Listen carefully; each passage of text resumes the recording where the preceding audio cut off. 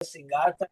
सभी भक्तों को धन्यवाद कीर्तन में भाग लेने के लिए अभी हम लोग मंगलाचरण करते हैं। ओम अज्ञानतिमिरान्धस्य ज्ञानांजन शलाकया चक्षुर्मीलितं येन तस्मै श्री गुरुवे नमः। श्री चैतन्य मनोभीष्टं स्थापितं येन भूतले स्वयं रूप कदा मह्यं ददाति स्वपदान्तिकं। वन्देऽहं श्री गुरु श्रीयुतपदकमलं श्री गुरु वैष्णवांच च श्री रूपं साग्र जातं सहगण रघुनाथं वितं तं सजीवं स्वाद्यैतं सावधूतं परिजं सहितं कृष्ण चैतन्य देवं श्री राधा कृष्ण पादान सहगण ललिता श्री विशाखावितांत च। नम ओम विष्णु पादाय कृष्ण पृष्ठाय भूतले श्रीमते भक्ति वेदांत स्वामिन इति नामिने। नमस्ते सारस्वती देवे गौरवाणी प्रचारिणे निर्विशेषा शून्यवादी पाश्चात्य देशधारिणे। वांछा कल्पतरुभ्यस्य कृपा सिन्धुभ्येव च पतितानां पावनेभ्यो वैष्णवेभ्यो नमो नमः। नमो महावदान्याय कृष्ण प्रेम पदायते कृष्णाय कृष्ण चैतन्य नाम्ने गौरत्मिषे नमः। हे कृष्ण करुणा सिंधु दीन बंधु जगतपते गोपेश गोपिका कांत राधा कांत नमस्तुते। तप्त कांचन गौरांगी राधे वृंदावनेश्वरी वृषभानुसुते देवी प्रणमामि हरिप्रिये। नीलांचल निवासाय नित्याय परमात्मने बलवत् सुभद्रायां जगन्नाथाय ते नमः। जय श्री कृष्ण चैतन्य प्रभु नित्यानंद श्री अद्वैत गदाधर श्रीवासादि गौर भक्त बिंद। मुखम करोति वाचालम पंगु लंघे गिर यत्कृपातमहं वंदे श्री गुरु मदीन तारिणम परमानंद माधवम श्री चैतन्येश्वरम। हरे कृष्ण कृष्ण कृष्ण हरे हरे हरे राम राम राम हरे हरे। श्री श्री मंगलाचरण की जय। शिला प्रभुपाद की जय। हरे कृष्ण। आज की चैतन्य चर्चा में सभी भक्तों का हार्दिक स्वागत है। सभी भक्तों के चरणों में मेरा सादर दंडवत प्रणाम है। राधा माधव राधा गोविंद परम वैष्णव गुरु आचार्य की असीम कृपा से हम लोग इस चेतन चरित्र महान ग्रंथ के ऊपर चर्चा कर पा रहे हैं। आदि लीला की समाप्ति की तरफ है। अध्याय 17 में है हम लोग। उसके पहले जो हमने 16 अध्याय कंप्लीट किए हैं बहुत संक्षेप में दोहराते हैं। प्रथम जो हमारे 4 अध्याय हैं चैतन्य तत्व के बारे में है और मंगलाचरण के 6 श्लोक इसमें कवर करते हैं।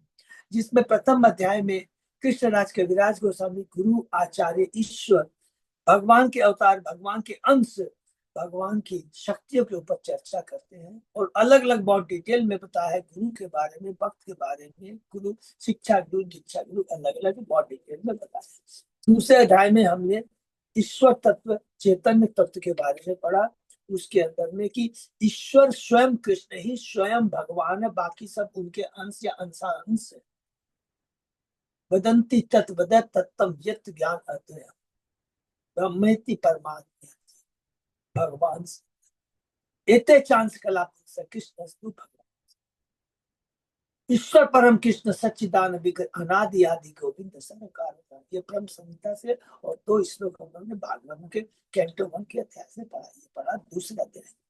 तीसरा अध्याय के अंदर ने भगवान के चेतन बाबू के अवतार के बाह्य कारण के बारे में पढ़ा कि भगवान उस समय की युगा अवतार था कि हर युग का अपना अपना धर्म होता है। नाम संकीर्तन का युग का धर्म है। भगवान शुद्ध प्रेम जो उन्होंने द्वापर युग में आस्वादन किया था वो अब उसको प्रदान करना चाहते हैं। और तीसरा अद्वैताचार की हुंकार को सुनकर भगवान आते हैं। चौथा अध्याय में भगवान के प्रकट के अंतरंग कारण है। भगवान जानना चाहते हैं राधा रानी की भक्ति कैसी है, मेरे में ऐसा क्या है जिसके प्रति राधा रानी आकृष्ट होती है। तीसरा मेरी भक्ति कर कर करके राधा रानी को क्या आनंद मिलता है। तो भगवान की भक्ति कर करके जीवन को उसकी आत्मा को जो आनंद मिलता है वो खुद सच्चिद आनंद है। ये इस चीज को स्थापित करने के लिए भगवान ने ये अवतार दिया। ये 3 अंतरंग कारण है।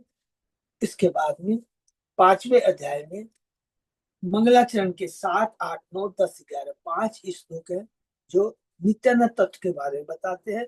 भगवान बलराम के द्वितीय विस्तार है, अंश नहीं है, बस विस्तार है। बहुत इंपॉर्टेंट चीज जानना है। और वो महाशंकरसन, कांडोदक्षाय विष्णु, क्षीरोदक्षाय विष्णु और गर्भोदक्षाय विष्णु, ये जो चार हैं, ये भगवान को लीला बहुत ही जल्दी प्रकट करने में मदद करते हैं। और यहाँ से ये स्थापित होता है कि ये जितने भी पूरी सृष्टि होती है नंबर वन, और जितने भी अवतार आते हैं, ये स्वयं कृष्ण के माध्यम, कृष्ण के अंश से आते हैं। देखिए कितनी बड़ी बात है, ये बहुत तत्व यहाँ पर हमने समझा है कि नित्यानंद तत्व क्या है। और अनंत शेष कौन है? वो भगवान को सेवा में, यहाँ पर जो लीला करते हैं उसमें मदद करते हैं। अनंत शेष बलराम जी मदद करते हैं। ये बलराम तत्व हुआ। छठवां अध्याय में हमने पढ़ा अद्वैताचार्य तत्व। वो कौन है? अद्वैताचार्य के हैं, अद्वैत आचार्य। अद्वैत माने भगवान से अभिन्न है, और आचार्य जो कि प्रचार के लिए, भगवान के आदेश का लिए है विष्णु तत्व, लेकिन दास्य भाव धारण कर करके भगवान की लीला में मदद करने के लिए, जीवों को भक्ति का प्रचार करने के लिए आते हैं, मदद करने के लिए चैतन्य महाप्रभु के संग। और 7वें अध्याय में है भगवान चैतन्य महाप्रभु के 5 स्वरूप, चैतन्य महाप्रभु रूप, नित्यानंद स्वरूप, अद्वैताचार्य भगवान के अवतार, श्रीवास भक्त, और शक्ति है गदाधर पंडित। इसके बारे में हमने पढ़ा। और इस अध्याय के अंदर में, चूंकि इससे उसका दोबारा रिपीटेशन अभी मध्य लीला में होगा, यहाँ स्थापित करना चाहते हैं चैतन्य महाप्रभु प्रकाशानंद के माध्यम से कि मायावाद का खंडन करते हैं। और एक चीज देखिएगा, असुर ज्यादा बढ़िया है या मायावादी? ये भी जस्ट दिमाग में आया है। असुर ज्यादा बढ़िया है, हिरण्यकशिपु ज्यादा बढ़िया है, रावण ज्यादा बढ़िया है मायावादी से। क्यों? मायावादी तो कहता है भगवान का आकार ही नहीं होता है। कम से कम रावण, हिरण्यकशिपु, उसको तो मालूम है भगवान का साकार रूप, उसको बुलाता है, उनको मारता है। मायावादी तो कहता है भगवान का कोई रूप ही नहीं है। ये बहुत तत्व की बात हमें समझना है। तो मायावाद को कैसे काटते हैं? प्रकाशानंद सरस्वती के माध्यम से। चैतन्य महाप्रभु, ये 7वें अध्याय में डिटेल में पढ़ा। 8वें अध्याय में हमने पढ़ा भगवान कृष्णराज के उदास गोस्वामी कहते कि ये मैंने शास्त्र क्यों लिखा।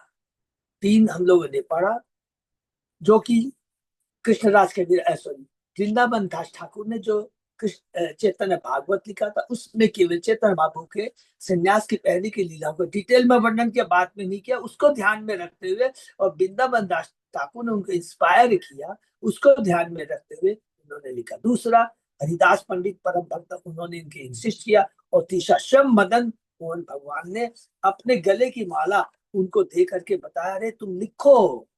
ये 3 हमने पढ़ा। 9वें अध्याय में बताया भक्ति का कल्प वृक्ष है, चैतन्य महाप्रभु है, क्योंकि वृक्ष है। और बीज को लेकर उन्हें स्थापित किया, अपनी इच्छा रूपी जल से उसको सींचा। और उसके बाद में हम सब लोग कहते हैं कि देखो, मेरा नाम विशंबर तभी सार्थक होगा जब अखिल ब्रह्मांड को ये हरि नाम का प्रचार कर दूं। तो हे भारतवासियों, भारत भूमि पे जन्म हुई जन्म सा कुछ हो, आप लोग प्लीज मुझको आगे मदद कीजिए, मैं अकेला नहीं कुछ कर सकता। यही चीज प्रभुपाद जी कहते हैं कि मैं अकेला कुछ नहीं कर सकता, मैं तो केवल निमित्त मात्र हूँ, भक्तों की दरकार है। इसीलिए तो प्रभुपाद जी ने इतने सारे मंदिर, इतने सारे भक्त हमें दिए हैं, आचार्य दिए। 10वें अध्याय में कल भक्ति बीज के बारे में पढ़ा। 10वें अध्याय में चैतन्य महाप्रभु के शाखाओं के बारे में पढ़ा। उड़ीसा एवं बंगाल के 90 हैं, जगन्नाथपुरी की 37 हैं, और बनारस की 3 है। ये महाप्रभु की 11वें अध्याय के अंदर नित्यानंद प्रभु की शाखाएं, जो 76 है, शुरू होती है उनके पुत्र वीरभद्र से और समाप्त होती है वृंदावन। 12वें अध्याय में हमने शाखाएं पढ़ा देवताचार की, जो 38 है, और गदाधर पंडित की, जो 33। उसके बाद में हम लोग दूसरा पड़ाव ये कह सकते हैं, या तीसरा पड़ाव कह सकते हैं। पहला पड़ाव तो है जो 16 मंगलाचरण के श्लोक के बारे में, 14 हम लोगों ने 14 मंगलाचरण के श्लोक के बारे में पढ़ा है, ये तत्व। दूसरा है कि शास्त्र उन्होंने क्यों लिखा, दूसरा पड़ाव। और तीसरा है शाखाओं के बारे में। और चौथा पड़ाव है अब चेतन महाप्रभु की 13वें अध्याय से भगवान के जन्म और उनकी लीलाओं के बारे में। 13 से लेकर 17 अध्याय तक चेतन महाप्रभु के जन्म से लीलाओं के बारे में हमने पढ़ा कि 13वें अध्याय में पढ़ा कि 13 महीने के बाद चेतन महाप्रभु पूर्णमासी के दिन संध्या समय सिंह राशि में किससे प्रकट होते हैं और अपने रोने के माध्यम, रुंदन के माध्यम से उठ जन्म लेते ही हरि नाम का प्रचार सुना करते थे। जब स्त्रियां हरि नाम करती है तो हंसने लगते हैं, तो रोने लगते हैं। हरि हो 14 अध्याय में यहाँ हम लोगों ने शुरू किया चेतन महाप्रभु 14, 15, 16, 17। 14 अध्याय में उनकी बाल लीला है, सुंदर सुंदर कैसे चोरों के ऊपर कृपा करते हैं, कैसे ब्राह्मण के ऊपर। तो ये कृपा हमने 14 अध्याय में सबको याद है ना, ब्राह्मण की लीला। उनके घर में आता है ब्राह्मण, भोग लगाता है, वो भोग मंत्र बोलता है तो भगवान आ जाते हैं। 2 बार 3 बार, फिर बाद में बोलता है अरे तू बार बार मेरे को बुलाता है और मेरे पर नाराज होता है। तो ब्राह्मण को समझ में आ जाता है हरि बोल, ये तो स्वयं प्रभु है, और बहुत खुश हो जाता है। बहुत सुंदर लीला है। और उसी का चोरों की लीला पढ़ा हम लोगों ने, ये 14 अध्याय में बाल लीला। 15 अध्याय में हमने कोगंड लीला भगवान की 6 से 10 साल की उम्र है। इसके अंदर में हमने देखा कि किस प्रकार महाप्रभु ने विश्व, ये जो उनका बड़े भाई है संन्यास लेते हैं और लक्ष्मी माता से उनका ब्याह होता है। 16वां अध्याय है जो कि उनका किशोर लीला है, हम लोगों ने पढ़ा 11 से लेकर के 15 अध्याय। इसमें हमने देखा कि किस प्रकार वो 12वें पौगंड लीला में ये भी याद करेंगे कि वो गंगादास पंडित के यहाँ जाते हैं शिक्षा लेने के लिए। और उसके बाद में पौगंड लीला में जब पहुंचते, किशोर लीला में जब पहुंचते अर्थात 11 से लेकर, तो विद्यार्थियों को पढ़ाना शुरू कर देते हैं। बंगाल जाते हैं, तपन मिश्रा से मिलते हैं। उस समय वापस आते, माता लक्ष्मी का गोलोक धाम चली जाती है। और उसके बाद में काश्मीरी पंडित के ऊपर किस प्रकार कृपा करते हैं, ये पौगंड किशोर लीला में। 17वां लीला जो बहुत डिटेल में भी यहाँ पर हम लोग पढ़ रहे हैं और समाप्ति की ओर है, इसके अंदर में कृष्णराज गोसाई बहुत सुंदर सुंदर है। क्या पढ़ा, युवा लीला में भगवान आ गए हैं, चले जाते हैं गया अपने पिता का पिंड दान करने के लिए। ईश्वरपुरी से मिलते हैं, उनसे दीक्षा प्रदान प्राप्त करते हैं। और उसके बाद में हमने पढ़ा कि किस प्रकार जो एक तो गोपाल चापल था, ये बहुत सुंदर लीला कि किस प्रकार उसने श्रीवास के चरणों में अपराध किया और उसके बाद में भगवान ने माफ नहीं किया। उसके बाद भगवान जब संन्यास लेने के बाद जब आते हैं, उसके बाद में तभी भी माफ नहीं करते। क्या बोलते हैं, तुम जाओ श्रीवास के पास में जाओ, उससे क्षमा मांगो और तब जाके होता है। इसलिए यहाँ पर बताते हैं वैष्णव के चरणों में अपराध बड़ा ही घातक होता है। उसके बाद में भगवान एक अलग अलग लीलाएं की है, उसमें से बहुत मुख्य लीला कौन सी है, श्रीनिवास ठाकुर क्या जब कीर्तन करते हैं आम की लीला। आम आम का बीज बीज को लगाते हैं, कैसे बिना सीजन के पूरा आम का बीज आ जाता है, जिसमें कोई गुठली नहीं होती है, बड़े स्वादिष्ट होते हैं। और उसके बाद में ज्योतिष की लीला, भगवान आता है तो भगवान कहते हैं अरे मेरे पिछले जन्म के बारे में बताओ। तो कहते हैं अरे पिछले जन्म में तो मैं ग्वाल बाल था, गायों को चराता था, और गाय की महत्ता बताते हैं। और अभी हम लोग जो पढ़ रहे हैं बहुत लंबी लीला है, वो क्या है, चांद काजी।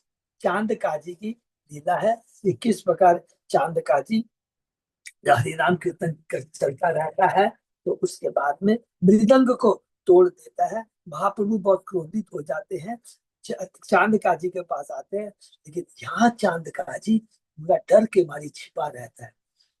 डर के मारी क्यों छिपा रहता है, इसलिए नहीं कि महाप्रभु पूरा मसाल सबको लेके आ जाते हैं, इसकी लीला है। चैतन्य महाप्रभु जब आते हैं तो वो कहता है अरे तुम तो नीलांबर चक्रवर्ती तुम्हारे नाना है, तो उस हिसाब से तुम हमारे भांजी हुए। तब यहाँ गाय के बारे में बात होती है, बहुत सुंदर है। तो गोवध के बारे में काजी से महाप्रभु कहते हैं तो भाई देखो तुम ऐसा क्यों करते हो। तो वो कहता है कि देखो कि ये गोवध है। कौन कहता है, काजी कहता है। काजी कहता है कि आपके वैदिक शास्त्र में गोवध का आदेश मिलता है। तो यहाँ पर महाप्रभु बताते हैं, हमको प्रीचिंग में बहुत काम आएगा, याद करते हैं। महाप्रभु कहते हैं कि वेदों तथा पुराणों में स्पष्ट कहा गया कि यदि कोई किसी जीव को पुनर्जीवित कर सकता है तो वह अपनी दिव्य शक्ति का प्रयोग उसे नया जीवन प्रदान करने के लिए कर सकता है, न कि अपनी जीवा की तुष्टि के लिए। इसलिए भगवान ने यहाँ पर श्लोक के माध्यम से कहा है, इस कलयुग में 5 चीजें वर्जित हैं। अश्वमेध यज्ञ करना माने घोड़े की बलि, गोमेध गाय की बलि, संन्यास ग्रहण करना क्योंकि बहुत सारे पाखंडी लोग अभी हो गए हैं, पूर्वजों को मांस पिंड दान करना, और अपने भाई की पत्नी से पुत्र उत्पन्न करना। बहुत इंपॉर्टेंट चीजें यहाँ पर बताया गया है। काजी ने कहा, हे निमाई, अब देखिए काजी कितना सरेंडर करता है। क्यों सरेंडर करता है? कहता है कि देखो हमारा तो ये मुसलमानों का ये जो कुरान शास्त्र तो बहुत नया है, अभी बहुत कुछ दिनों का है, और लेकिन तुम्हारे शास्त्र बहुत पुराने हैं, और निश्चित रूप से तर्कसंगत तुमने जो चीज कहा है वो सही है। तो वो एक्सेप्ट करता है खुद कि गाय हत्या गलत। तो दूसरा कारण वो पूछते हैं कि तुमने ये छिप छिप कर मेरे पास में आए, छुपे हुए थे, घबराते हुए भी आए हो। बोले नहीं तो बहुत गुस्से में थी, लेकिन महाप्रभु तो जानते हैं इसका कारण क्या है। सिंह ने आके पिटाई की थी, है? तो हे मामा, मैं आपसे दूसरा प्रश्न जानना चाहता हूँ, कृपा करके सच सच बताइए। आप मुसलमान मजिस्ट्रेट होने के नाते आप हिंदुओं को मनाने का विरोध कर सकते हैं, किंतु अब आप उन्हें नहीं रोकते, अब आपने रोका नहीं है। मैं इसका कारण नहीं समझता। तब काजी बताता है सिंह भगवान ने उन्हें कैसे दंडित किया, और सुनाता है। उसने यह भी बताया, पहला तो कहा कि मेरे को रात में भगवान आते हैं सिंह, और पूरा छाती को कहते हैं कि तू ऐसा काम करेगा, मेरे भक्तों को हरिनाम करने में डिस्टर्ब करेगा, है? और उसके बाद में तो यही बात नहीं है, फिर बताता है कि मेरा एक सेवक भी एक दिन आया, आकर के मेरे बोला कि देखो काजी, मैं जब हरिनाम संकीर्तन रोक रहा था तो मेरे मुंह पर आग की लपटें टकरा गई। इतना ही नहीं, फिर एक बताता है कि मेरा एक सेवक आके कहता है, मैं जो हरि नाम का उच्चारण करते थे, और मैंने उनको कहा तुम लोग हरि नाम हरि बोल क्यों बोलते हो? अरे मैंने बोला हरि बोल, हम क्या बोलते हो? मेरे में क्या परिवर्तन आया कि मेरा भी मुंह अब जीवा हरि बोल बोलना शुरू कर दी है, हरि बोल। तो इतनी सुंदर सुंदर ये बातें बताता है। उसके बाद देखिए ये चीज हम लोग ने जो बड़ा बड़ा दुख की बात है, उसमें बताता है कि हे निमाई, और तुम्हें एक बात बताता हूँ, ये तो मुसलमानों की बात हुई, तुम्हारे नास्तिक हिंदू मेरे पास आए और कहने लगे कि निमाई अब नीच जाति के लोगों को भी हरे कृष्ण महामंत्र का कीर्तन करने के लिए प्रोत्साहित कर रहा है। यदि हर कोई नाम संकीर्तन सुनता है तो हमारे इस नाम की शक्ति जाती रहेगी। ये देखिए जो पाषंडी होते हैं ना, स्मार्ट ब्राह्मण पादी बड़े माने, स्मार्ट ब्राह्मण तो ठीक है, वो अलग चीज है। पाषंडी जो नास्तिक होते हैं वो कहते हैं कि निम्न जाति के लोगों को आध्यात्मिक गुणों का विकास हो जाएगा, ये उन्हें बर्दाश्त नहीं। तो ये चर्चा चल रही है नास्तिक पाषंडियों की, और अब चैतन्य महाप्रभु की निमाई की काशी काजी से क्या चर्चा हुई है, इसको हम लोग समाप्ति की ओर इसको आज हम लोग चर्चा करेंगे। ओम नमो भगवते वासुदेवाय। ओम नमो भगवते वासुदेवाय। ओम नमो भगवते वासुदेवाय। चेतन चेतामित आदि लीला अध्याय 17 श्लोक नंबर 2 से 13। बहुत बहुत धन्यवाद अच्युत दास। हम लोग यहाँ से शुरू करते हैं। ग्रामेर ठाकुर तुम्हें सब तुम्हारे जन, निमाय बोलाई हताए कर वर्जन। नास्ती लोग कह रहे मान्यवर, आप इस नगर के शासक हैं, चाहे हिंदू या मुसलमान सभी आपके सच में, अतः आप कृपा करके निमाई पंडित को बुलाए और उससे नगर छोड़ने के लिए कहे। ये क्या हरि नाम करना शुरू कर दिया? देखिए कौन कह रहे हैं, नास्तिक लोग कह रहे हैं, हिंदू हिंदू नास्तिक लोग कह रहे हैं। ठाकुर शब्द के दो अर्थ है, एक अर्थ है ईश्वर या ईश्वर तुल्य पुरुष, तथा दूसरा अर्थ है क्षत्रिय। यहाँ पर पाषंडी ब्राह्मण काजी को नगर का शासक मानकर ठाकुर शब्द से संबोधित करते हैं। विभिन्न जातियों के सदस्यों को संबोधित करने के लिए भिन्न भिन्न नाम है, तथा ब्राह्मण को महाराज, क्षत्रियो को ठाकुर, वैश्यों को सेठ, तथा महाजन और शूद्रों को चौधरी कहा जाता है। उत्तर भारत में आज भी यह शिष्टाचार चल रहा है, जहाँ क्षत्रियो को ठाकुर साहब कहा जाता है। इन पाषंडियों ने जाकर मजिस्ट्रेट या काजी से यहाँ तक निवेदन किया, हरिनाम संकीर्तन उत्पाद करने के लिए श्री चैतन्य महाप्रभु को नगर से निकाल दिया जाए। सौभाग्यवश हमारा हरे कृष्ण आंदोलन यूरोप था अमेरिका जैसे सभ्य शब्द अत्यंत लोकप्रिय बन चुका है। सामान्यतः हमारे विरुद्ध कोई यह शिकायत नहीं करता कि इन्हें नगर से बाहर निकाल दिया, और हमारे घर के ही लोग कहते हैं घर से बाहर निकाल दिया जाए। यद्यपि मेलबोर्न ऑस्ट्रेलिया में ऐसा प्रयास वास्तव में शुरू में हुआ था, किंतु वह असफल रहा। अतः हम इस हरे कृष्ण आंदोलन को New York, London, Paris, Tokyo, Sydney, Melbourne, Auckland जैसे बड़े शहरों में चालू कर रहे हैं, और महाप्रभु की कृपा से सारा काम सुचारू रूप से चल रहा है।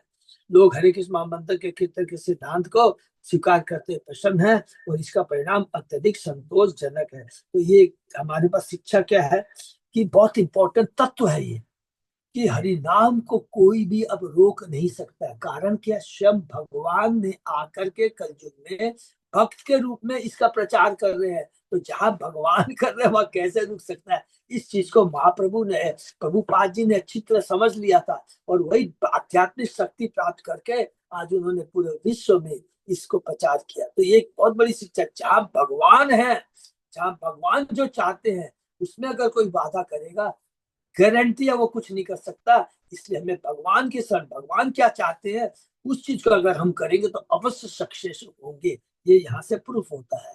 महाप्रभु, इसलिए प्रभुपाद जी ये बता रहे हैं, प्रभुपाद जी कह रहे हैं हम भी यदि चेतन महाप्रभु के जो आदेश है उसका पालन करेंगे तो हमारा जीवन धन्य हो जाएगा, और पूरे ब्रह्मांड में हरि नाम का प्रचार और जोरों से बढ़ जाएगा। তবে আমি প্রীতিবাক্য কহিল সবারে, सबे धरे जाए आमी निषेधी तारी।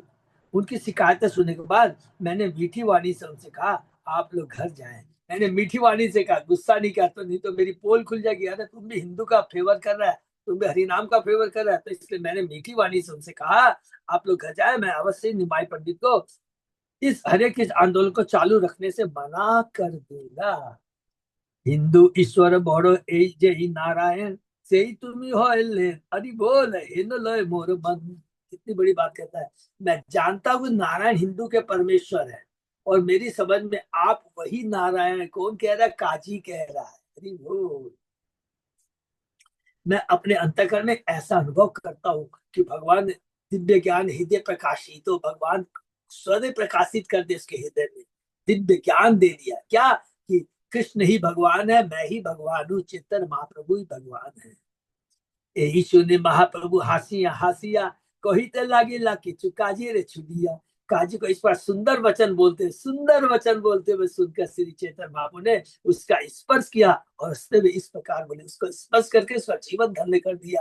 अरे बोल, काजी के ऊपर कितनी बड़ी कृपा। इसको हम बड़ा ध्यान से सुनेंगे तो समझ में आ जाएगा कि भगवान के नाम में कितनी शक्ति है, भगवान के भक्तों में कितनी शक्ति है। भगवान की जो भक्त है तो नेचुरली है, वो तो शक्ति है, स्वयं भगवान क्या शक्तिमान है। तो उन्हीं शक्तिमान से तो हमें शक्ति मिलती है। तुम्हारे मुख्य कृष्ण नाम यही बड़ो विचित्र, पाप छाया गया परम पवित्र। हरि बोल।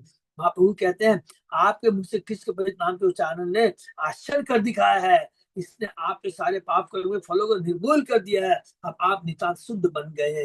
ये भगवान कह रहे हैं, प्लीज इसको देखिए, कितनी बड़ी बात कि जो मेरे नाम का श्रवण कीर्तन उच्चारण करता है सारे पापों से निर्मूल मुक्त हो जाता है, निर्मूल कर दिया जाता है। हमारे पाप तो नष्ट होते हैं, पाप करने की प्रवृत्ति नष्ट हो जाती है, और कृष्ण प्रेम प्राप्त होता है। श्री चैतन्य महाप्रभु के मुखार बिंद से संघ आंदोलन की शक्ति की पुष्टि है, बताते कि लोग किस प्रकार केवल कृष्ण के पवित्र नाम से शुद्ध हो सकते हैं। काजी मुसलमान मांसाहारी या मलक जात, लेकिन उसने अनेक बार कृष्ण के पवित्र नाम का उच्चारण किया, अतः उसके सारे पाप कर्मों के फल दूर हो गए, और वह सारे भौतिक कर्म से शुद्ध हो गया। कौन सा नाम किया, नामाभास है, भक्ति के भाव से नहीं, ये भी ध्यान रखना है। वो उनका सेवक आके बोला, मैं बार बार हरि बोल बोल रहा था, उनको डांटता था, तो मेरी ही जीवा हरि बोल बोलना शुरू कर दी। ये नामाभास है। हम लोगों ने कैंटोसिस में भी हम लोगों ने बहुत सुंदर पढ़ा, अजामिल की कथा सुनी।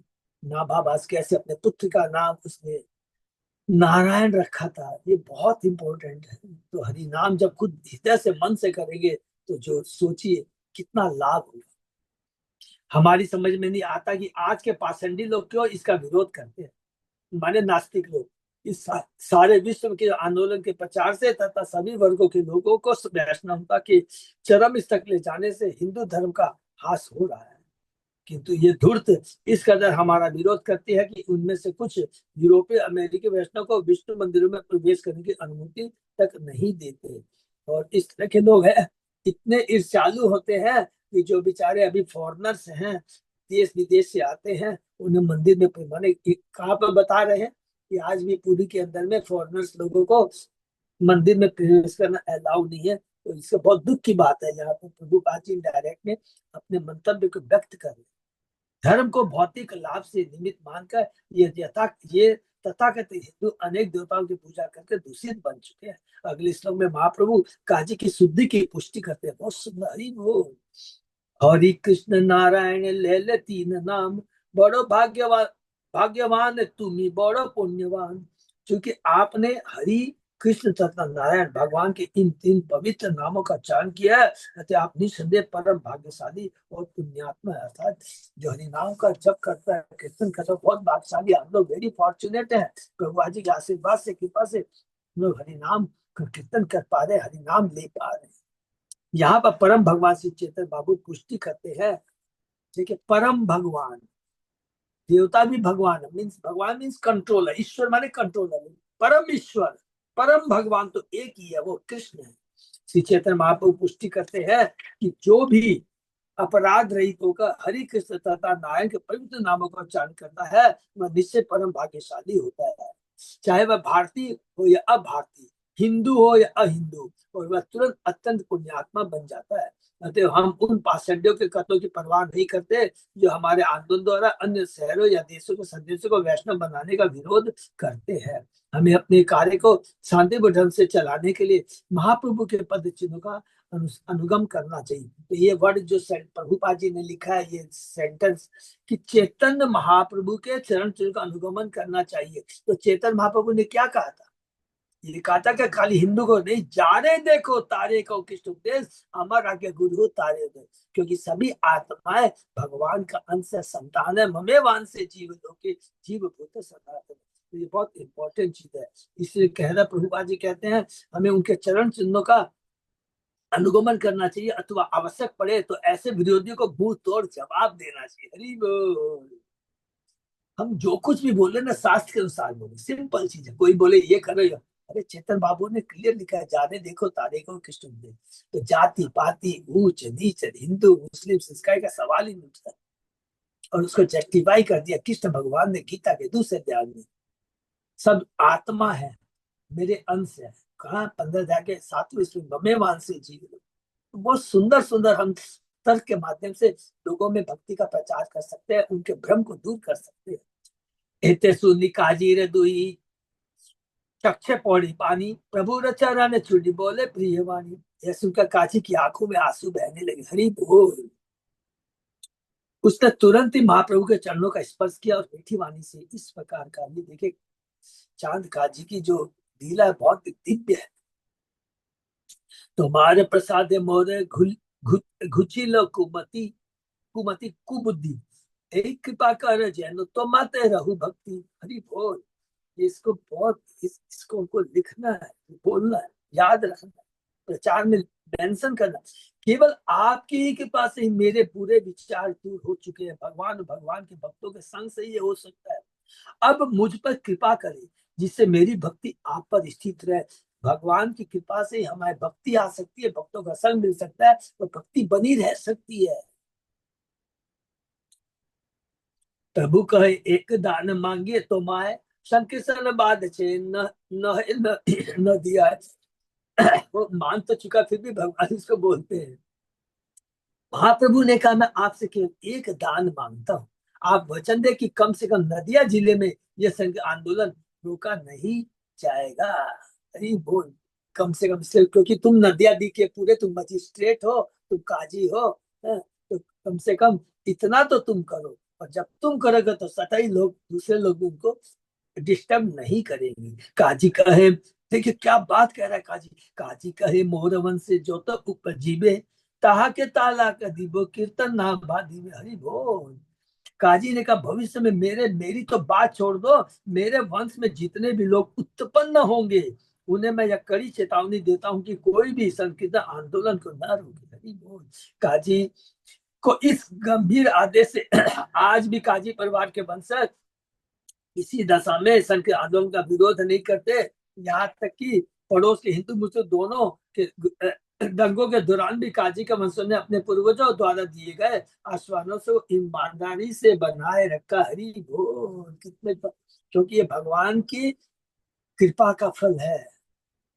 और आज भी आप जाएंगे मायापुर में कितने जितने भी मंदिर में काम करते हैं, माने कपड़ा बुनने का काम ले लीजिए, माने अलग अलग जो काम करते हैं, बहुत सारे मुसलमान और मन से काम करते हैं। ये सब काजी के वंश के। सुनी प्रभु हरि बोले उठिल आपने, उठिले वैसा सब करी हरि ध्वनि। यह सुनकर महाप्रभु हरि हरि करते हुए उठ खड़े हुए। उनके पीछे सारे वैष्णव भी नाम की ध्वनि करते हुए खड़े हुए। कौन सारे वैष्णव? जो आए थे पूरी मसाल सब लेकर के। देखा उन्होंने कि महाप्रभु का संग मिलकर के कैसे काजी में परिवर्तन आ गया। कीर्तन करी ते प्रभु करी लगमन, संगे चली आई से काजी उल्लसित मन। सिचेत कीर्तन करने चले गए और काजी भी प्रसन्न मन से उनके साथ गया। हरि बोल। काजी रे विदाय दिल सचिर नंदन, नाचीते नाचीते आयल अपन भवन। तो महाप्रभु ने काजी से घर लौट आने के लिए कहा, लौट जाने के लिए कहा। उसके बाद सच्ची माता के महाप्रभु नाचते नाचते अपने घर आ गए। हरि बोल। यही मत काजी रे प्रभु को लीला प्रसाद, यह जय सुन तारे खंड अपराध। यह घटना काजी तथा उस पर भगवान की कृपा से संबंधित है। जो भी इसे सुनता है वह सारे अपराधों से छूट जाता है। हरि बोल। एक दिन श्रीवास मंदिर गोसाई, नित्यानंद संग नित्य करे दुई भाई। यहाँ से काजी की लीला समाप्त होती है। अब ये समाप्ति के ऊपर में है। हिंट आपको दे दे, भगवान एक ऐसी लीला करेंगे जिससे माध्यम से वो जस्टिफाई करेंगे कि मैंने क्यों संन्यास लिया। तो उसमें हम लोग आगे चलते हैं। एक दिन श्रीवास मंदिर गोसाई, नित्यानंद संग नित्य करे दुई भाई। एक दिन नित्यानंद प्रभु तथा श्री चैतन्य दोनों भाई श्रीवास ठाकुर के पवित्र घर में नृत्य कर रहे थे। श्रीवास पुत्र ताहलो परलोक, तब श्रीवास चितना जन्म लो। सो एक दूसरी लीला है भगवान कि देखे भगवान का जो भक्त होता है श्रीवास कि देखे भक्ति की क्या उच्च कोटिता है। उस समय एक विपत्ति आ पड़ी। श्रीवास ठाकुर के पुत्र का देहांत हो गया। फिर भी श्रीवास ठाकुर रंच भर भी दुखी नहीं हुए। मृत पुत्र मुख्य कह लो ज्ञाने रे कथन, आपने दुई भाई है श्रीवास नंदन।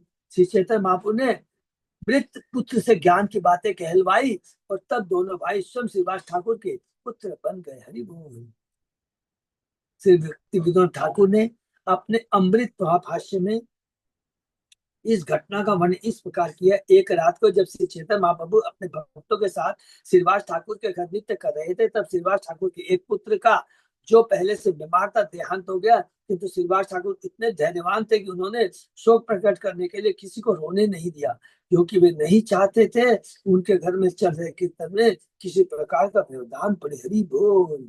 जहाँ महाप्रभु स्वयं भगवान कीर्तन कर रहे हैं इस तरह विलाप, क्योंकि भगवान की इच्छा के बिना कुछ नहीं हो सकता। इस तरह विलाप न किए जाने के कारण कीर्तन चलता रहा। किंतु जब कीर्तन समाप्त हुआ तो चेतन बाबू इस घटना को भाप गए। अतः उन्होंने कहा कि इस घर में अवश्य कोई विपत्ति आई है। जब उन्हें श्रीवास ठाकुर के पुत्र के निधन की सूचना दी गई तो उन्होंने इस प्रकार शोक व्यक्त किया, मुझे यह सूचना पहले क्यों नहीं दी गई। वे उस स्थान में गए जहाँ मृत पुत्र लेटा था और उससे पूछा, देखिए हे बालक, तुम श्रीवास ठाकुर का घर छोड़कर क्यों जा रहे हो। उस मृत पुरुष ने तुरंत उत्तर दिया, आत्मा का ज्ञान दिया है। मैं इस घर में तब तक रहा जब तक मेरा यहाँ रहना निर्धारित था। जब यह समय पूरा हो गया है अतः मैं आपके निर्देश के अनुसार अन्यत्र जा रहा हूँ। मैं आपका सनातन सेवक आश्रित जीव हूँ। मुझे आपकी इच्छा सारी कर्म करना है। आपकी इच्छा के परे न तो मैं कुछ कर सकता हूँ, न ही मुझ में ऐसी शक्ति है। मृत पुरुष के इन वचनों को सुनकर श्रीवास इस सारे परिवार वालों को दिव्य ज्ञान प्राप्त हुआ कि तुम लोग रो मत। अरे तुम्हारे से मेरा संबंध तो केवल इसी जन्म का था, ये सामने खड़े हैं महाप्रभु, इनसे मेरा शाश्वत संबंध है। फलता शोक करने का कोई कारण नहीं था कभी भी हमारे जीवन में। देखिए जीवन में ये ये कटु सत्यता है, ये आध्यात्मिक दिव्य सत्यता है। हाँ, मानना, डाइजेस्ट करना बड़ा मुश्किल है। क्यों मुश्किल है?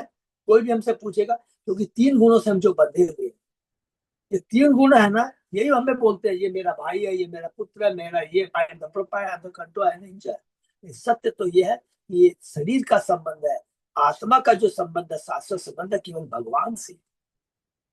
यह दिव्य ज्ञान भगवत गीता में भगवान ने कहा, देहांत धीरज देहिनो अस्मिन् यथा देह कौमारं तथा देहांत प्राप्ति धीरज तत्व।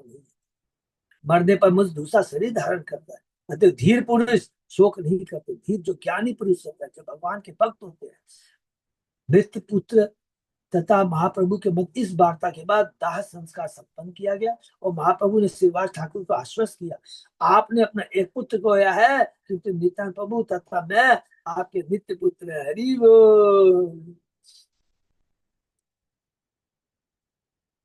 हम आपका साथ कभी नहीं छोड़ेंगे। यह कृष्ण के साथ दिव्य संबंध का एक उदाहरण है कि भगवान कहते हैं कि सदैव मैं अपने हृदय के में, माने इसका मतलब पुत्र, मतलब यहाँ क्या हुआ कि भगवान कहते हैं मैं सदैव मेरे भक्त के हृदय में रहता हूँ और भक्त सदा मेरे हृदय में रहता है। कृष्ण के साथ हमारा संबंध उनके नित्य दास, मित्र, पिता, पुत्र या प्रेमी के रूप में होता है। जब यही संबंध विकृत रूप में इस भौतिक जगत में होते हैं, हम अन्यों के साथ पुत्र, पिता, मित्र, प्रेमी, स्वामी या दास के रूप में संबंधित होते हैं। ये विकृत हुआ, किंतु ये सारे संबंध निश्चित अवधि में समाप्त हो जाने वाले हैं। ये टेम्परेरी है। हरि बोल। किंतु यदि हम चेतन बाबू की कृपा से किसके साथ अपने संबंध को जागृत कर ले, संबंध तो है ही, लेकिन हमको मालूम नहीं है, पुनः हमें जागृत करना है। संबंध क्या है? जीव स्व कृष्ण नित्य दास। संबंध क्या है? ममे वान से जीव लोके जीव भूत सनातन, सनातन है। लेकिन हम उसको भूल गए, तीन गुणों के चलते भूल गए। और इसलिए हमें इस ज्ञान को, सत्यता को, शाश्वत ज्ञान को, ये शाश्वत सत्यता है तो पुनः जागृत करना है। तो क्या है? अभिधेय। उसकी प्रोसेस क्या है? भगवान की भक्ति करना। तो हमारा शाश्वत संबंध कभी नहीं टूटेगा और हमें शोक न करना पड़ेगा। और अगर हम ये चीज समझ जाएंगे तो कभी शोक नहीं होगा। ये तो टेम्परेरी भगवान ने व्यवस्था की थी, जो जब तक जितना दाना पानी लिखा रहता है तब तक। इसीलिए ये चीज करके बड़ी हिम्मत हमें आध्यात्मिक शक्ति प्रदान करता है कि कष्ट आएंगे जीवन में, भौतिक कष्ट, कभी भी उससे हमें विचलित नहीं होना। तकलीफ तो आएगी, इतना आसान नहीं है, लेकिन भगवान के वचनों को ध्यान रखेंगे तो एक दिव्य साहस शक्ति मिलेगी। ठीक है ना? तो ये जरूरी है। तबे तक करिला सब भक्ते वरदान, उच्छिष्ट दिया नारायण करिल सम्मान। तत्पश्चात महाप्रभु ने अपने सभी भक्तों को वरदान दिया। उन्होंने नारायण के प्रति विशेष सम्मान प्रकट करते हुए उस अपना शेष बचा प्रसाद किया। हरि बोल। ये बहुत इंपॉर्टेंट श्लोक है। नारायणी कौन है? श्रीवास ठाकुर की भतीजी है। इन्हीं के पुत्र है कौन? वृंदावन दास ठाकुर, वो जिन्होंने चैतन्य भागवत लिखा। नारायण श्रीवास ठाकुर की भांजी थी और बाद में यही श्री वृंदावन दास ठाकुर की माता बनी। इस संदर्भ में सहजिया लोग एक द्वेषपूर्ण कथा का उल्लेख करते हैं कि नारायणी श्री चैतन्य महाप्रभु का झूठन खाकर गर्भिणी हुई और वृंदावन ठाकुर का जन्म। भले ये धूर्त सहजे इस तरह से झूठे व्यक्त प्रस्तुत करते हैं कि उन पर किसी को विश्वास नहीं करना चाहिए, क्योंकि वे वैष्णव के प्रति शत्रुता बस ऐसा करते हैं। ये देखिए कहते हैं ना, इसलिए प्रजल्पो, बड़े बड़े ज्ञानी लोग से दिमाग सब अपनी कॉमेंट्री करते हैं, अपनी बुद्धि करते हैं, तो इनसे हमें दूर रहना है। इसीलिए चैतन्य महाप्रभु ने कहा कि मायावादी, ऐसे नास्तिक मायावादियों के भाष्य को कभी नहीं सुनना चाहिए। श्रीवासे बस्तर सीए को दौरत चौवन प्रभु तारे निज रूप कराई ले दर्शन।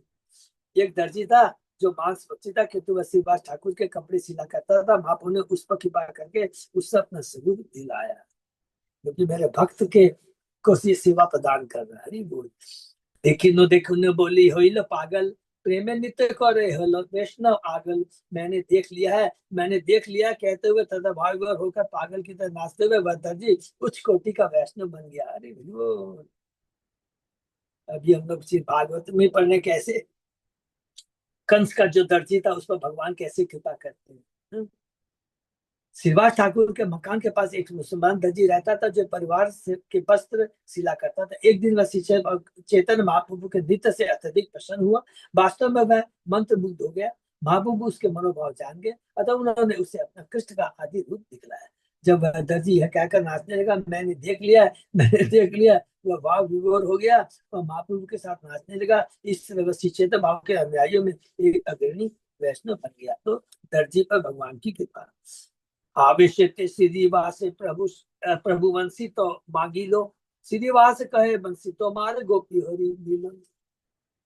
भाव में महाप्रभु ने श्रीनिवास ठाकुर से अपनी बंसी मांगी किंतु श्रीनिवास ठाकुर ने उत्तर दिया, आपकी बंसी तो गोपियों ने चुरा ली। हरि बोल। तो सबको मालूम है ना श्रीनिवास कौन है?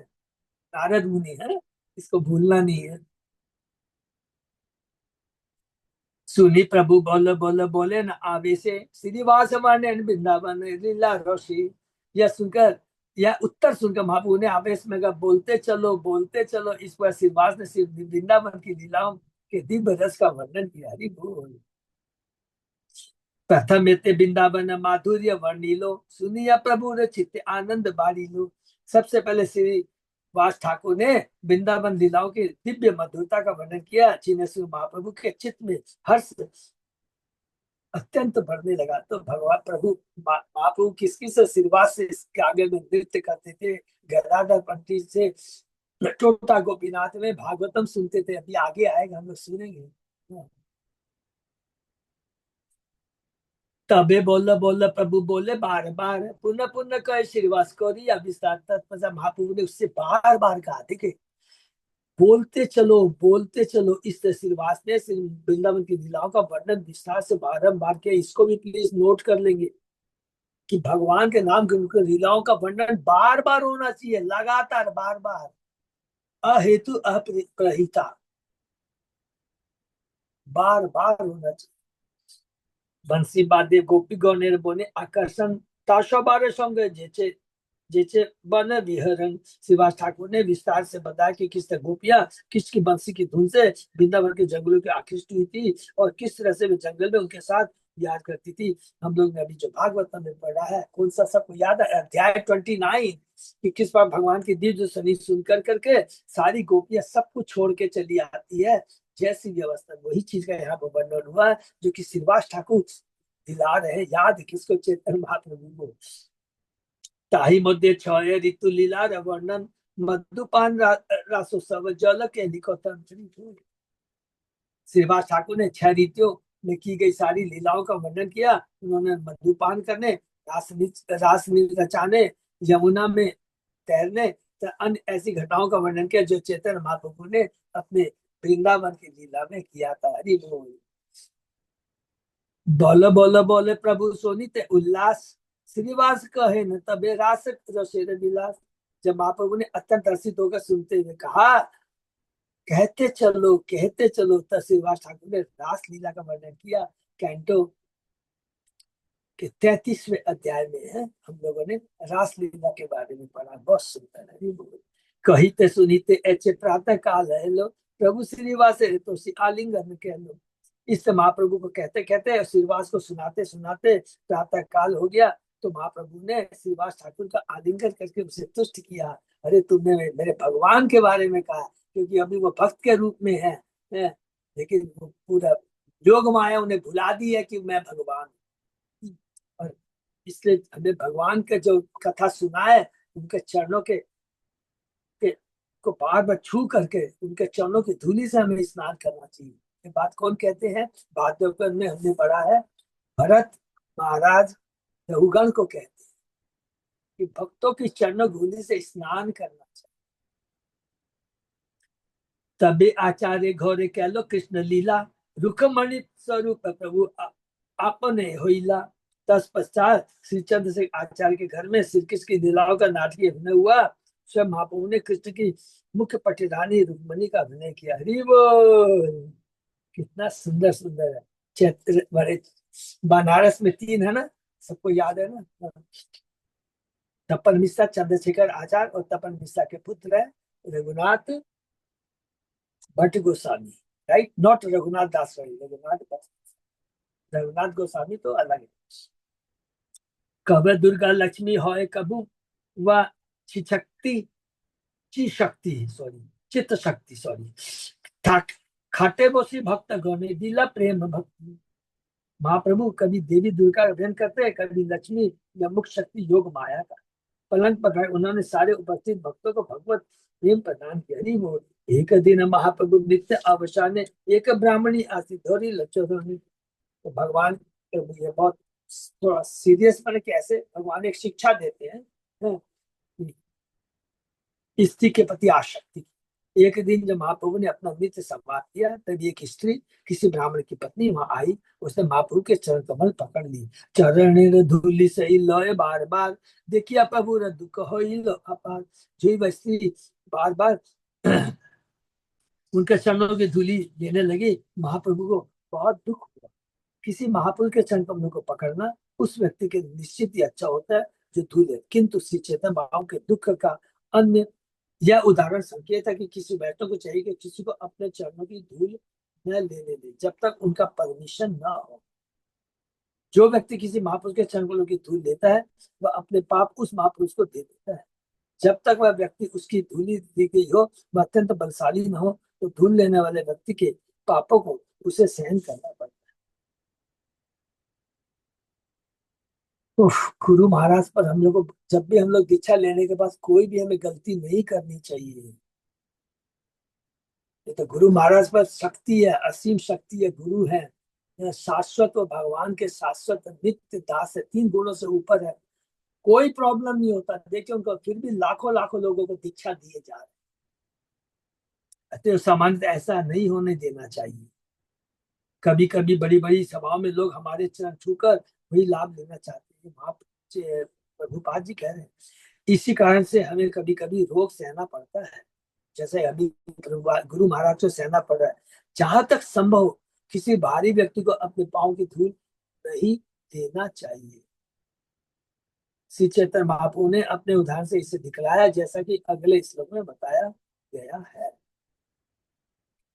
सही छोने धा प्रभु गंगा ते पढ़ी लो, नित्यानंद हरिदास धोरी उठाई लो। जब उस माता ने बिना परमिशन के चैतन्य महाप्रभु के चरण धूली ले ली है, तो गंगा जी में लिखा है, पढ़ते हैं। वे तुरंत ही दौड़े दौड़े गंगा नदी में गए और उस स्त्री के पाप कर्म को दूर करने के लिए नदी में कूद पड़े। नित्यानंद प्रभु तो हरिदास ठाकुर ने उन्हें पकड़कर नदी से निकाला। श्री चैतन्य महाप्रभु स्वयं ईश्वर है, किंतु वे एक उपदेशक, एक, देखिए बहुत इंपॉर्टेंट प्रभुपाद जी कह रहे हैं, वो स्वयं भगवान है, सब पर कृपा कर, किंतु एक उपदेशक की भूमिका निभा रहे हैं। प्रत्येक उपदेशक प्रचारक को यह जान लेना चाहिए कि भले ही वैष्णव के पांव छूना तथा धूल करना उस व्यक्ति के लिए शुभ है जो धूल ग्रहण करता, किंतु वह उस व्यक्ति के लिए शुभ नहीं होता जो धूल देता है। जहां तक संभव इस प्रथा से बचना, केवल दीक्षित शिष्यों को इसका लाभ उठाने की अनुमति दी जानी चाहिए। हरि बोल। अन्यों को नहीं। जो पाप कर्म ग्रस्त है उन्हें सामान्यतः बचना चाहिए। जो दीक्षित शिष्यों को ये परमिशन देना चाहिए। तो हम सब लोग जो दीक्षा नहीं लिए है, तुरंत दीक्षा लेनी चाहिए। क्यों बोल रहे हैं कि वह दीक्षा लेने के बाद कम से कम भक्त में इतना तो होता है कि जब हमें ज्ञान प्राप्त हो गया कि अगर हम अब भी कोई गलत काम करेंगे तो हमारे गुरु को उसके हमारे कुकर्म के फलों का भोग भोगना पड़ेगा। इसलिए इतना तो हमारे में ज्ञान रहता है तो हम लोग कभी गलती नहीं करेंगे। इसलिए गुरु महाराज हमें अपने दीक्षित भक्तों को ही पांव टच करने के लिए देते हैं। विजय आचार्य घर से रात्रि रोहिला, प्रातः काले भक्त सभी घरे लागेला। उस रात महाप्रभु विजय आचार्य के घर पर रुके। प्रातःकाल महाप्रभु अपने भक्तों को साथ लेकर घर लौटा है। एक दिन गोपी भाव हरि बोल। अब यहाँ से चेतन महाप्रभु क्यों संन्यास लेना चाह रहे हैं, ये लास्ट लीला शुरू होने जा रही है और हम लोग, ये इंडिकेशन हमें देगा कि हम लोग मध्य लीला में प्रवेश करने जा रहे हैं चेतन महाप्रभु की दीक्षा के बाद। एक दिन गोपी भावे गृहित बसिया, गोपी गोपी नाम लय विश्रवण हुआ। एक दिन महाप्रभु गोपियों के भाव में अपने घर पे बैठे हुए थे। वे विरह से अत्यंत खिन्न होकर गोपी गोपी पुकार रहे। एक पड्डू या आइले प्रभु के देखी थे, गोपी गोपी नाम सुनी लागिले बोली थी। एक पासंडी बने, जो भी कुछ भी बोले।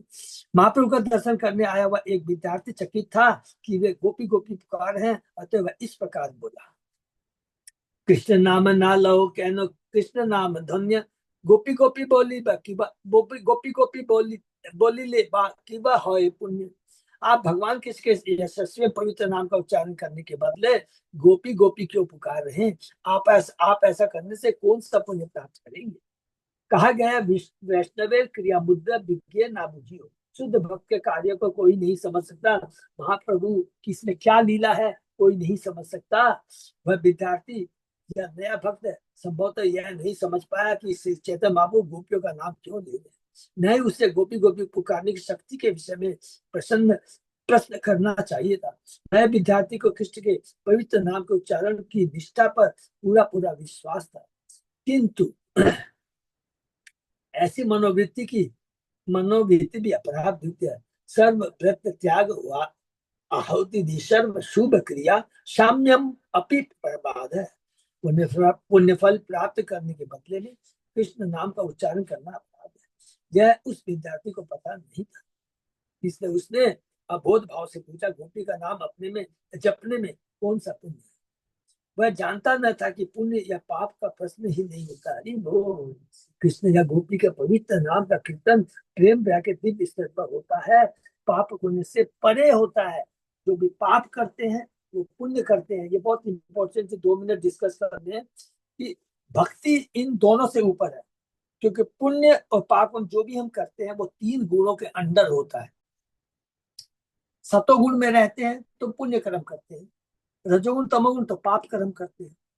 दोनों का ही हमें भौतिक शुभ और अशुभ फल मिलता है, लेकिन ये दोनों भौतिक है। और ये अच्छे पुण्य कर्म करते हैं तो ज्यादा से ज्यादा स्वर्ग लोग तक चले जाएंगे, लेकिन वापस आना पड़ेगा। इसलिए सच पूछा जाए तो पुण्य कर्म पाप कर्म यदि आध्यात्मिक दृष्टि के लेवल से हम चर्चा करते हैं तो हमारी जो भक्ति इससे ऊपर है। हमें पुण्य कर्म कर कर करके वाई वाई लेकर करके स्वर्ग लोग जाने की इच्छा नहीं, क्योंकि स्वर्ग लोग जाना प्रबोधानंद सरस्वती ने कहा है, माया जाल के साथ मुक्ति प्राप्त करने की इच्छा नरक के साथ। क्योंकि दोनों के अंदर अपनी इंद्रिय का भाव रहता है। जो भी 3 गुणों के प्रभाव में आके कार्य करते हैं वो अपनी इंद्रिय तृप्ति के लिए होता है, लेकिन जब भगवान की प्रेमा भक्ति करते हैं वो उसमें इंद्रियों की तुष्टि नहीं, उसके अंदर आत्मा की तुष्टि होती है, जो भगवान का अंश होता है। जीवन स्वरूप हो कृष्ण नित्यता। ये चीज हमें समझना है। इसलिए हमको पुण्य और पाप कम से ऊपर की बातें करनी है। क्योंकि वह ऐसे दिव्य कार्यों को समझने में समर्थ नहीं था, इसलिए उसके पास केवल धृष्टता थी, बेकूफी थी, उद्दंडता थी। अतः श्री चैतन्य भाव उस पर अत्यंत क्रुद्ध हुए और इस प्रकार बोले, सुनी प्रभु क्रोधे कह लो कृष्ण दोषा दोषा उगार ठेंगा लवा उठिला प्रभु पढ़ू या मारी बार। मूर्ख विद्यार्थी की बात सुनकर भापो अत्यंत क्रुद्ध हुए और उन्होंने अनेक प्रकार से भगवान कृष्ण को फटकार लगाई। फिर वे लाठी उठाकर उस विद्यार्थी को मारने लगी। अरे ये कैसा है ये लड़का, भगवान कृष्ण को फटकार लगा। श्री मतलब भागवत में उल्लेख है, जब उद्धव गोपियों के लिए, ये बहुत इंपॉर्टेंट है इसको है, जब इस भागवत में जब उद्धव गोपियों के लिए विशेषता राधा रानी के कृष्ण का संदेश लेकर आए तो सभी गोपियों ने विशेषकर श्रीमती राधा रानी ने कृष्ण की अनेक प्रकार से भर्त्सना की, किंतु ऐसी भर्त्सनाएं उस प्रकार प्रेम प्रवृत्ति को दर्शाती है जिन्हें सामान्य व्यक्ति नहीं समझते। राधा कहती है धोखेबाज है, बोल के गया तो आएगा, नहीं आया। मैंने बहुत सुंदर, हम लोग के पास शब्द नहीं है, तो राधा रानी जो सुंदर अपना दिव्य प्रेम को उजागर करती है अपने फटकार के भाव से। जब उस मूर्ख विद्यार्थी ने श्री चैतन्य भाव से प्रश्न पूछा तो भगवान चैतन्य ने इसी तरह कृष्ण को भी प्रेमाधिक्य के कारण फटकारा। हरि बोल कि मैं तेरा नाम ले रहा हूँ गोपी गोपी, क्या हम लोग बोले, क्योंकि कौन है चैतन्य महाप्रभु? कृष्ण और राधा का कंबाइंड रूप है। रूप किसका है? राधा रानी का। मनोभाव है राधा रानी, उनकी कांति और भाव को लेकर आए हैं। हरि बोल। जब श्री चैतन्य महाप्रभु गोपियों के आवेश में थे तो उस विद्यार्थी ने श्री कृष्ण के पक्ष का समर्थन किया। अरे तुम कृष्ण कृष्ण बोलो, राधा राधा क्यों बोलते हो? तो महाप्रभु अत्यधिक क्रुद्ध हुए। उनके क्रोध को देखकर वह मूर्ख सामान्य नास्तिक स्मार्ट ब्राह्मण विद्यार्थी, नास्तिक स्मार्ट ब्राह्मण विद्यार्थी महाप्रभु को ठीक से समझ नहीं पाया। हत्या हुआ तथा उसकी टोली के विद्यार्थी उलट कर महाप्रभु पर प्रहार करने वाले थे। इस घटना के बाद श्री चैतन्य महाप्रभु ने संन्यास लेने का निश्चय किया। हरि बोल। जिससे से लोग उन्हें सामान्य के समझकर उनके प्रति अपराध न करे, क्योंकि आज भी भारत में आमतौर पर सन्यासी का आदर किया जाता है। ये बहुत इंपॉर्टेंट तात्पर्य है जो कि हम लोग डिस्कस करते थे, जो कि यहाँ पर महाप्रभु प्रभुपाद जी ने क्लियर कर दिया। इसलिए देखिए बहुत इंपॉर्टेंट चीज है, कभी भी हमें ऐसे लोगों से नहीं मिलना चाहिए। पूरा तत्व में हम लोग थोड़ा जा रहे हैं कि हम उससे बात करते हैं वो भगवान के प्रति अपराध, अरे भगवान तो कुछ नहीं, ये नहीं, उससे लोगों से दूर रहना चाहिए। क्योंकि हम उसके मुंह से भगवान के बारे में अशुभ बातें कहला करके उसके प्रति अपराध कर रहे हैं, कि वो नरक में जाएगा। इसलिए महाप्रभु कहे कि अरे देखो ये कैसे मेरे प्रति अपराध कर रहा है, तो मैं संन्यास ले लूं। अपने लोग सन्यासी का कदर करते हैं कि वो लोग समझ पाएंगे कि नहीं, मैं कोई गोपी गोपी कह कर करके कोई मजाक नहीं कर रहा हूँ, मैं तो वास्तव में सीरियस हूँ। गोपी का नाम माने उद्धव बहुत इंपॉर्टेंट है। भले पलाय पडुआ प्रभु पाचे पाचे धाय, आस्ते व्यस्ते भक्तगण प्रभु रे रहाय। वह विद्यार्थी डर से भागे, मारे भागा भागा तो महापुरुष उसके पीछे पीछे दौड़ने लगे, किंतु भक्तों ने किसी तरह उन्हें रोका। प्रभु रे शांति को अनिल निज घरे, पडुआ पलाया गेल पडुआ पडुआ सभारे। भक्तों ने महाप्रभु को शांत किया और उन्हें घर ले आए। वह विद्यार्थी भागकर अन्य विद्यार्थियों की टोली में चला गया और अन्य जो कि नास्तिक स्मार्ट ब्राह्मण है उनकी टोली में चला गया। पडुया सहस्त्र जा पौड़े एक ठाई, प्रभु रे वृत्तांत द्विज कहे तहा जाई। वह ब्राह्मण विद्यार्थी भागकर वहां गया जहाँ 1000 व्यक्ति एक साथ पढ़ रहे थे। वहां उसने उनसे इस घटना का वर्णन किया। हरे कृष्णा। हम लोग यहीं पे विराम कर सकते हैं 250 तक। शायद हो सकता है कि लास्ट क्लास में हम लोग शायद इसको कंप्लीट कर पाए, पता नहीं, बोल नहीं सकते हैं। बहुत सुंदर है, बहुत सुंदर सुंदर आज हम लोगों ने चांद कांची की लीला के माध्यम से भगवान की भक्ति के बारे में बहुत डिटेल में सुना। तीन ही चीज बस खाली याद रखना कि भक्तों का संग करने से, भगवान के नाम गुण लीलाओं का श्रवण कीर्तन करने से स्वतः ही हमारी चेतना में परिवर्तन आ जाएगा। काजी ने सबसे पहले संग किसका किया? भगवान का नहीं किया, ये ध्यान रखना है। काजी ने किसका किया? जो हरिनाम का जप करते हैं उनको प्रताड़ना शुरू किया, ए तुम लोग हरिनाम जप क्यों कर। एक भक्त का मृदंग तोड़ दिया, तो भक्त के फर्क नहीं, उसका करने से ही देखिए उसकी चेतना में परिवर्तन आ गया। भगवान नाराज हो गए। दूसरा चीज यहाँ पर क्या है कि भगवान नाराज हो गए क्योंकि उसने वैष्णव के चरणों में अपराध किया, और भगवान नाराज हो गए, भगवान ने उसको दंड दिया। तो भगवान तो ये भूल जाते हैं कि मैं जब दंड देता हूँ उसमें भी तो उसका कल्याण होता है। जहां भगवान टच करते हैं ऑटोमेटिक उसका कल्याण हो जाता है। तो भगवान ने रात में सपने में नहीं आए, एक्चुअल में आए, उसकी छाती पर प्रहार किया। वो तो वृंदावन दास ठाकुर ने तो और डिटेल में बताया कैसे उसके नाखून के निशान उसके छाती पर, ये भी उसने दिखाया यहाँ पर और डिटेल में पढ़। तो इसलिए भौतिक आध्यात्मिक दृष्टि से कभी वैष्णव के चरणों में अपराध नहीं करना चाहिए, भगवान उसको बर्दाश्त नहीं करते। लेकिन भगवान जिसको पर में भी दंड देते हैं या किसी भी रूप में देते हैं उसका कल्याण हो जाता है। अब इसमें दो चीज का ध्यान रखना हम लोगों को कि जब तक भक्ति नहीं, भगवान जिसको भी टच करते हैं तो पहली चीज तो ये गारंटी है कि उसके सारे पाप नष्ट हो जाते हैं। लेकिन वो भगवान की भक्ति नहीं किया, कंस को भगवान ने मारा, शिशुपाल को भगवान ने मारा, रावण को भगवान ने मारा, हिरण्यकशिपु को भगवान ने मारा, तो उनको मुक्ति तो मिल जाती है लेकिन भगवान की भक्ति नहीं मिलती। तो भगवान के धाम जाने के लिए हमें भक्ति करना है, इसलिए अनुकूल भाव से भगवान का नाम गुणगान का श्रवण करना है। प्रतिकूल भाव से भी करने से हमारा कल्याण तो होता है, लेकिन हमें वैसा, तो हम क्या ब्रह्म ज्योति में मिलने के जाना चाहते हैं? नहीं, हम तो भगवान के धाम जाना चाहते हैं।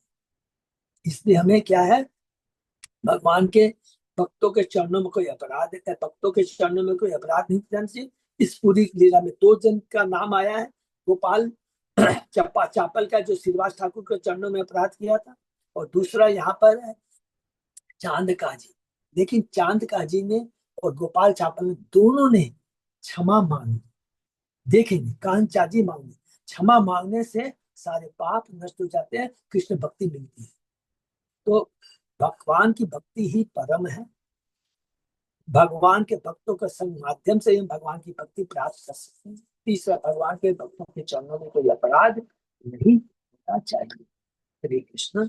तो विराम देते, तो ऑलमोस्ट हम लोग आदि लीला, ये बहुत सौभाग्य की बात है, इतना आसान नहीं है जब तक हम सब भक्त लोग मिलकर नहीं करें। आदि लीला आप मेरे विश्वास कीजिए, जो चेताचर्य में शुरू भी करते हैं ना, अध्याय 13 से शुरू करते हैं, 1 से 12 तक बहुत 99 नहीं करते। ये भगवान की कृपा हम लोग कर पाए, तत्व को पूरा समझ पाए, तो जब आगे समय भी मिलेगा तो एक बार फिर से तत्व के बारे में हम लोग चेष्टा करेंगे। बहुत अच्छा है, और यही इसी चीज को पूरा का पूरा प्रैक्टिकल रूप में मध्य लीला में हम पाएंगे। जितने भी भक्तों के बारे में, जितनी भी शाखाओं के बारे में सुना है, भक्तों के बारे में, सब उन्हीं के संग चेतन बाबू हम लीला करेंगे। सनातन, रूप गोस्वामी, सार्वभौम प्रभु, रामानंद राय, स्वरूप दामोदर, चंद्रशेखर, ये सब चीज पढ़े तो हम लोग बहुत भागशाली। तो बस भगवान की कृपा से हम लोग और आगे कंटिन्यू कर देंगे। सब एक दूसरे का साथ की दरकार है। हरे कृष्ण। किसी का कोई प्रश्न? हरी बोल। हरे वो कृष्ण। के पर आपकी बहुत बड़ी कृपा है कि आपके संग से हम लोग कर पा रहे हैं नहीं प्रभु जी। नहीं नहीं प्रभु, ये मैं आपको सही दिल से बोल रहा हूँ कि सब लोग मिलके हम लोग कर पा रहे हैं। श्री संगीता राधा देव मासी सब लोग ने हम लोग को बहुत उत्साहित किया, हम लोग कर पा रहे हैं, विश्वास कीजिए। हम सब वेरी एक, हरे कृष्ण। हाँ, सब एक दूसरे के हम लोग पीछे मैंने हाथ पकड़ के रखेंगे सब एक दूसरे का। हाँ, हरे कृष्ण प्रभु जी। हाँ, हरे कृष्णा प्रभु। बोलिए बाघ प्रभु। प्रभु जी, हमको एक चीज है, ये नारायणी तो विडो थे, तो विडो का तभी उसका पेंगनेमा वृंदावन दास कैसे पैदा हुआ है? ये क्वेश्चन हम आपको नहीं कर रहे हैं, ये क्वेश्चन काजी भी शिवास को भी किया था। प्रभु इसको हम लोग बाद में बात करें। अच्छा, नारायण दूसरा चीज ना, है, दूसरा चीज, ठीक है, बात कर ले बाद में। दूसरा नहीं नहीं, क्वेश्चन है। पहले वैसे भी आपको बता दूं, एक चीज है, कभी भी हमको जब भक्ति करें ना, तो जहां से सुने, पहली चीज तो आपको ये है कि नारायणी कौन है।